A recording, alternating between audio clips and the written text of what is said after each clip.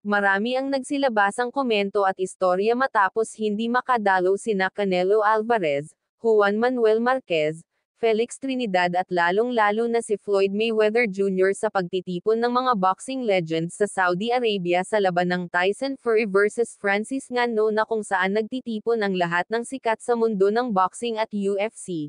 Agad namang nag-react si Floyd Mayweather ukol dito.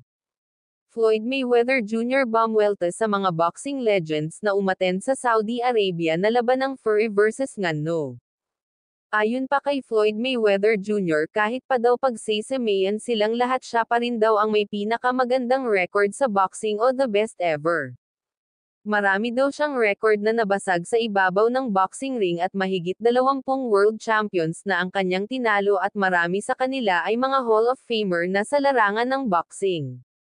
At higit sa lahat wala dong makapapantay sa kanya pagdating sa pay-per-view buys na kung saan wala pa dong boksingero ang bumasag o tumapat man lang sa kitaan ng bawat laban niya sa boxing. Dagdag pa ni Floyd maaaring ang babae o lalaki ay magsisinungaling pero the numbers don't lie. Hindi pwedeng magsinungaling ang numero sa kitaan niya sa laban. Talagang totoo naman talaga ang pinagsasabi ni Floyd.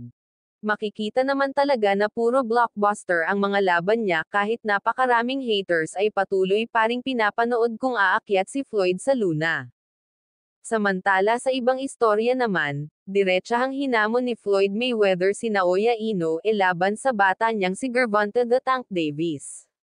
Dagdag pa ni Floyd kahit daw magkaroon ng catch weight para hindi maging one-sided ang laban ay papaboran niya ito para may tapat lang si Gervonta "The Tank" Davis kay Naoya Inoue pero wala ni isa man lang sa kampo ni Naoya Inoue ang nagbigay ng pahayag hinggil dito. Halatang ayaw patulan ng kampo ni Naoya Inoue ang paghahamon ni Floyd. Pero sa kampo naman ni Manny Pacquiao ay kabaliktaran ang nangyayari sa kampo ni Inoue na kung saan lantarang hinamon ni Manny Pacquiao si Gervonta "The Tank" Davis sa social media man o sa interview, kahit saang media. Madalas niyang mabanggit kung aakyat daw si Gervonta "The Tank" Davis ng welterweight ay handa niyang labanan ito kahit pa magkaroon ng catch weight sa 145 pounds hindi daw umano atras si Manny Pacquiao rito. Para sa akin si Manny Pacquiao talaga ang pinakamagaling na manlalaro ng boxing dahil hindi ito namimili ng kalaban bagkus ginaganahan siya pag malakas o kilala sa division ang tinatapat sa kanya ng promoter during his prime at hindi kailanman tumatakbo si Manny sa laban bihira mong makita si Manny na atras kahit isang dipa.